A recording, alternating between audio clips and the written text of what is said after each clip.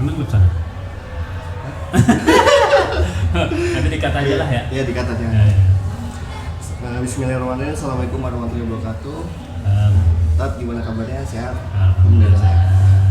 Ini saya ingin mewawancarai Pak Ustadz terkait sekolah, terutama di pengembangan sekolah yaitu SDM atau guru. Ya.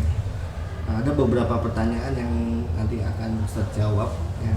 Yang pertama, dalam sebuah permasalahan di sekolah, di guru-guru terutama, terkait ada permasalahan seperti halnya masalah-masalah guru terlambat atau permasalahan guru jarang masuk kelas, itu adalah sebuah permasalahan yang harus bisa diselesaikan oleh Pak Ustadz. Jadi selama ini bagaimana Ustadz dapat mengidentifikasi kasus-kasus setiap permasalahan di sekolah? Oke, kalau bicara sekolah itu kompleks ya, ada plusnya, ada juga minusnya, ada hal-hal yang positif, ada juga hal-hal yang perlu dikuatkan. Kaitan dengan gimana cara mengidentifikasi masalah di sekolah, ya tentunya yang pertama kita melihat dari tim yang kita buat dulu. Nanti tim-tim ini kita sebut dengan ring 1. Nah, ring 1 inilah yang biasanya lebih paham secara detail kaitan problem atau masalah yang terjadi di lapangan. Nanti dari sana ada laporan, ada catatan dan temuan. Itu biasanya tidak langsung ditindaklanjuti. Saya pribadi juga mencoba untuk mendalami dulu, karena biasanya ada 1-2 masalah itu semuanya ada latar belakangnya. Kemudian saya coba memahami kenapa, misalkan gini ya, ada guru datang terlambat atau izin dan seterusnya, itu saya mencoba melihat sebenarnya ini tuh apa sih masalahnya sampai kemudian terjadi masalah seperti itu. Nah, kemudian masalah-masalah itu kita kumpulkan, nanti kita pilah-pilah mana yang termasuk berat dan segera ditangani, itu kita proses. Tapi kalau masih ringan dan bisa ditangani oleh teman-teman di bawah, ya kita persilahkan untuk diselesaikan. Ya, kira-kira begitu. Ya. Oke, jadi selama ini nih, bagaimana cara Ustadz untuk menjalankan pengambilan keputusan terkait permasalahan tersebut, ya, terutama kasus-kasus di mana ada kedua belah pihak sama-sama benar gitu dan mengandung unsur kepedulian terhadap guru tersebut. Kedua pihak benar itu gimana? Jadi cara mengambil keputusannya terkait masalah tersebut bakal langsung diputuskan dengan ya, tadi kalau kita sih kan, saya pribadi memimpin itu tidak pernah merasa bisa sendiri, selalu bermusyawarah dengan tim. Kalau di sekolah itu ada wakasek, kurikulum, kesiswaan, PJ, kaur dan seterusnya. Itu biasanya kita ngumpul dulu. Ini ada masalah nih, barangkali ada sudut pandang lain terkait masalah tadi, ya diidentifikasi dulu.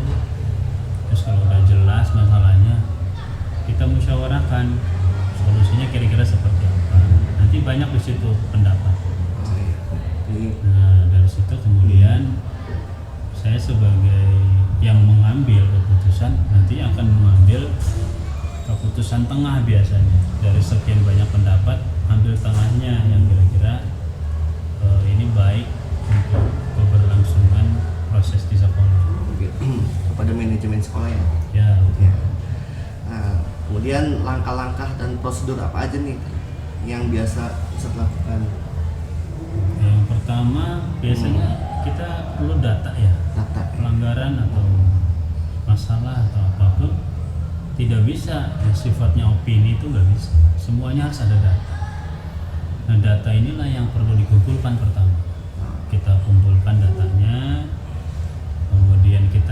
analisa alasannya, baru nanti kita mencoba melakukan beberapa prosedur penyelesaian masalah. Tapi harus mengutamakan langkah-langkah yang persuasif sifatnya, tidak langkah-langkah yang frontal, karena lembaga ini bersifat pendidikan. Kita harus mengedepankan unsur-unsur edukasi dimanapun. Oke. Bagus ya.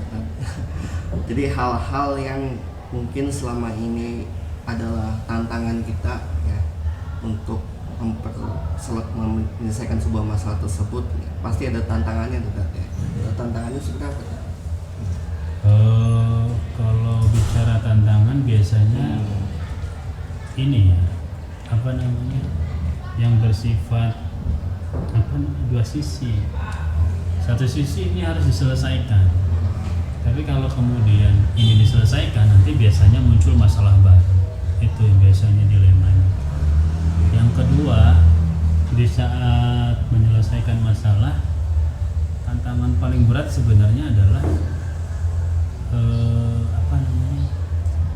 ketika proses pengambilan keputusannya itu bercampur dengan rasa biasanya. Jadi kalau manajemen itu kita mengenal tidak boleh ada rasa di sana. Tapi kan kita manusia, kita punya rasa juga. Katakanlah mau mengambil langkah yang sifatnya eksekusi, kita punya rasa sebagai manusia. Tapi sebagai manajer atau dalam ilmu manajemen itu nggak boleh pakai rasa. Kalau pakai rasa, ya acak-acakan. Nah, dilemanya di sini. Dilemanya saja. Jadi setelah itu tantangan, mungkin Ustadz juga kan terkala memiliki jadwal tertentu ya, jadwal tertentu dalam sebuah penyelesaian kasus gitu ya. Nah, apakah Ustadz langsung menyelesaikan di tempat itu juga atau dengan prosedur yang ada? Kalau biasanya yang saya lakukan itu tadi ya, data dikumpulin, kemudian di jalan diingetin pelan-pelan. Kalau kemudian masalah terus berkembang, biasanya akumulasinya di akhir semester. Di akhir semester nanti di situ ada namanya rapat koordinasi atau evaluasi akhir semester. Masalah-masalah di situ tuh kita selesaikan bareng-bareng dengan tim. Nanti yang sifatnya personal kaitan dengan SDM biasanya itu dilakukan pemanggilan. Tapi biasanya SDM itu nggak sadar kalau dipanggil karena sifatnya diajak ngobrol aja. Karena kita selalu mengutamakan pendekatan persuasif. Gitu. Oke. Baik, kemudian ada nggak nih seseorang yang mungkin mempermudah pekerjaan Ustadz untuk mengambil keputusan tersebut? Pasti ada. Pasti ada. Kalau di sekolah itu kita punya namanya lingkup ring 1. Ring 1 itu isinya struktur sekolah, orang-orang yang punya wilayah-wilayah penting di sekolah. Katakanlah wakil kepala sekolah, kaur, PJ itu adalah orang-orang yang membantu Anda dalam mengambil keputusan. Mereka sangat berperan ya Tat ya. Oke. Ini udah selesai nih Tat untuk wawancara kita kali ini. Mungkin selama perjalanan ini dari awal sampai akhir wawancara ini, mungkin ada pelajaran yang bisa Ustadz ambil dari hal ini. Dari status saya sebagai kepala sekolah. Ya. Jadi apa ya? Menjadi pemimpin itu pada hakikatnya adalah kita ini menjadi pelayannya teman-teman di lapangan. Tapi di sisi lain kita juga harus bisa menjadi orang yang bisa mengarahkan. Kemudian di sisi lain juga kita harus terus mengembangkan diri, kalau enggak kita akan terjebak dalam rutinitas yang itu saja. Maka kalau boleh berbagi tips ya, menjadi pemimpin itu harus bisa masuk ke semua golongan, ke semua lapisan, tapi di saat tertentu menjadi kepala sekolah juga harus berpikir sekolah mau dibawa kemana, dan maksudnya inovasi apa yang kita lakukan. Kalau saya pribadi biasanya tiap tahun, mutu apa tahun ini yang kita akan capai, sarpras apa yang kita bangun tahun ini. Jadi akan selalu ada pembaharuan tiap tahun. Itu aja. Terima kasih Ustadz. Jadi saya menjadi untuk dalam wawancara ini saya jadi tahu ya bahwa apa aja tips-tips yang menjadi kepala sekolah itu ya sedikit mengerti. Mungkin ini adalah membantu saya untuk ingin kedepannya itu menjadi kepala sekolah itu. Ya, terima kasih Pak Ustadz. Jadi itu saja. Assalamualaikum warahmatullahi wabarakatuh. Salam. Assalamualaikum warahmatullahi wabarakatuh. Waalaikumsalam warahmatullahi wabarakatuh. Ibu gimana kabarnya? Alhamdulillah baik. Bapak gimana kabarnya? Baik juga, ya, alhamdulillah ya. Kebetulan ini lagi di rumah ya, soalnya belum sempat ke sekolah. Nah, iya, Gitu ya. Bapak. Jadi saya kesini, saya dari SMPTN Multazam 2 terkait dengan guru penggerak, yaitu mewawancarai kepala sekolah. Saya mau wawancarai ibu dari SMP Miftahul Thalibin ya, di daerah Kuningan. Jadi ada beberapa yang harus saya tanyakan terkait di sekolah nih Bu ya, terkait permasalahan yang ada, guru-guru juga atau murid. Nah ini tentunya ada beberapa dilema ya, dilema etika gitu ya, atau permasalahan di sekolah. Nah, bagaimana Ibu dapat mengidentifikasi kasus-kasus setiap permasalahan yang ada di sekolah, Bu? Baik, untuk mengidentifikasi permasalahan yang di sekolah itu kita perlu mengobservasi ya, kita melihat lingkungan sekolah kita secara menyeluruh ya, untuk menemukan potensi yang muncul ya, atau potensi masalah yang muncul di lingkungan sekolah kita itu ya, baik itu dari sekolahnya mungkin ya, dari lingkungan kelas, kemudian mungkin di lingkungan yang lainnya juga kita perlu mengobservasi. Setelah itu juga kita perlu mengomunikasikannya, baik itu dengan guru, dengan staf, atau dengan siswa juga ya, karena ini kan masih keterkaitan ya, sekolah itu keterkaitan antara guru dengan siswa dan staf juga ya.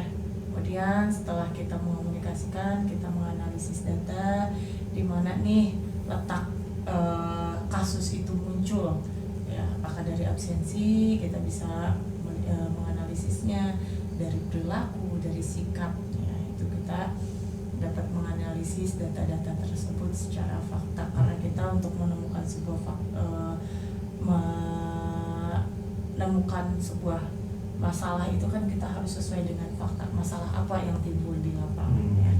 Setelah itu juga kita bisa membentuk sebuah tim yang dimana tim tersebut itu terdiri dari beberapa pemangku kepentingan sekolah seperti kepala sekolah, wakase kesiswaan, kemudian ada juga wakase kurikulum juga. Nah itu saling keterkaitannya, kepentingan di situ juga kita mengomunikasikan untuk membahas dan menganalisis masalah-masalah yang teridentifikasi di lingkungan itu.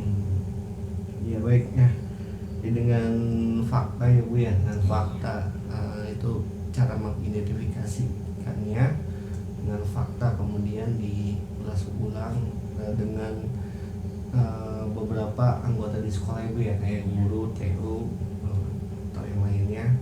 Nah ini selama ini gimana nih Ibu menjalankan pengambilan suatu keputusan di sekolah ya, terutama untuk kasus-kasus di mana kedua belah pihak sama-sama benar gitu ya Bu ya.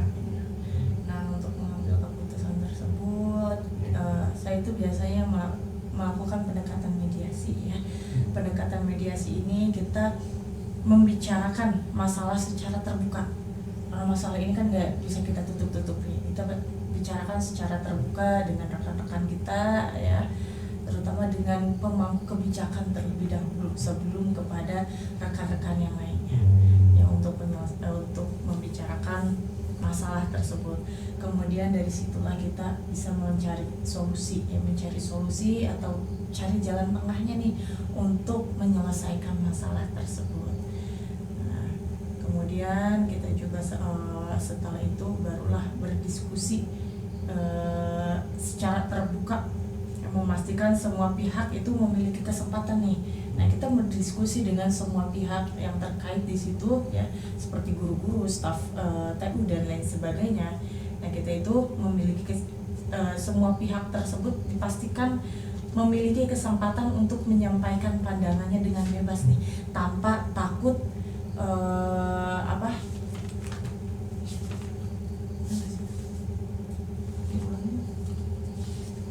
bisa dipotong ya. Tanpa kita melakukan diskusi secara terbuka dengan guru-guru atau baik guru-guru maupun staf TU ya yang berkait. Kemudian memastikan semua pihak di sini itu memiliki kesempatan untuk menyampaikan pandangannya dengan bebas tanpa takut dihakimi. Selain itu juga kita harus transparan dan komunikasi. Transparan dan komunikasi itu sangat penting dalam suatu instansi. Karena dengan adanya transparan itu komunikasi, keputusan yang diambil ini secara jelas dan transparan. Ya, kemudian selanjutnya kemudian transparansi dan komunikasi, karena transparansi dan komunikasi ini sangat penting dalam sebuah instansi. Komunikasikan keputusan yang diambil ini secara jelas dan transparan ya. Jelaskan alasan dibalik keputusan tersebut, kenapa sih keputusan tersebut bisa dilakukan. Nah, kita harus memberikan sebuah alasan yang logis ya, yang sesuai. Nah, kemudian selain itu juga kita bisa memberikan kesempatan untuk mengajukan pertanyaan ataupun klarifikasi. Nah, dan terakhir kita perlu evaluasi juga sangat penting. Kita pantau nih pelaksanaan putusan kebijakan yang diambil atau keputusan yang diambil dari masalah tersebut. Oke, ya, sangat detail sekali ya Bu ya. Lalu ini ya Bu, sebenarnya itu adalah gagasan bagus ya Bu ya untuk mengambil sebuah keputusan pastinya. Namun ada hal-hal yang mungkin dianggap efektif dalam pengambilan keputusan pada kasus-kasus di Hima Etika.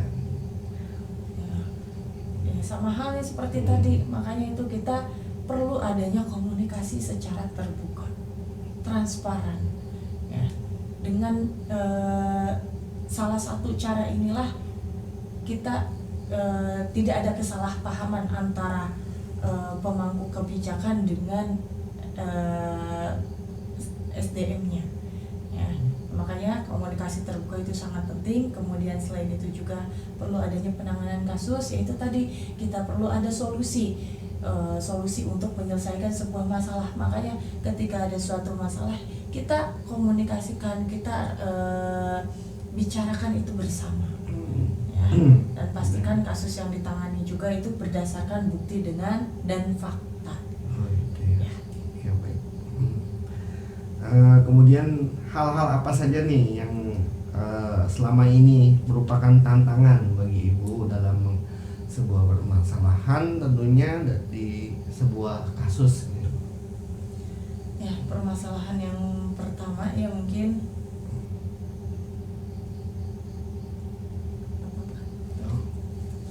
permasalahan apa ya? Tantangan. Mana tantangan? Ini mungkin ya keterlibatan informasi, keterbatasan. Nah, tantangan itu yang pertama keterbatasan informasi ya, karena kita itu kan harus mencari informasi sesuai dengan fakta ya, dan itu juga membutuhkan waktu. Nah, keterbatasan waktu itu juga karena kita kan banyak, kepala sekolah itu kan banyak kegiatan di luar juga gitu. Nah, keterbatasan waktu itu juga lah yang menjadi kendala dalam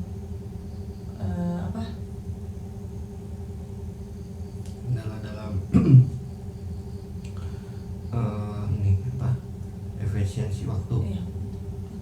Wah, berkendala Kendala dalam menentukan sebuah tanggung jawab. Nggak ada tantangan. Tadi kan kendala katanya. Tantangan. Oh, tantangan.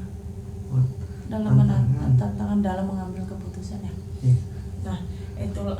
Nah, itulah yang menjadi tantangan dalam mengambil sebuah keputusan ya.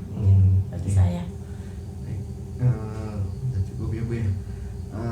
Bagus sekali mungkin dari Ibu untuk tantangan sebuah bagaimana sih cara mengambil sebuah keputusan di sebuah masalah. Nah, kemudian ini ada yang lebih ini lagi yaitu jadwal ya Bu ya. Bagaimana Ibu menentukan jadwal nih untuk menyelesaikan setiap kasus yang ada, apakah setiap hari ada jadwal tertentu untuk menyelesaikannya, apakah berapa minggu atau berapa bulan? Nah, untuk menyelesaikan sebuah masalah kita juga kan tadi dimana untuk menyelesaikan sebuah masalah kita tidak bisa langsung bertindak. Nah, kita harus menganalisis dulu, menentukan dulu masalahnya, kasusnya nih, apakah kasus tersebut adalah kasus yang ringan atau kasus yang berat. Nah, kita perlu menganalisisnya terlebih dahulu.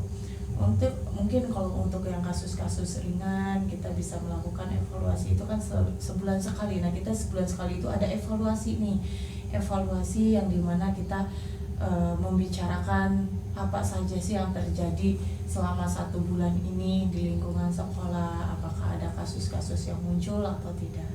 Nah, ketika ada kasus yang muncul kita bisa menanganinya secepat mungkin lah kalau memang kasusnya tersebut itu berat.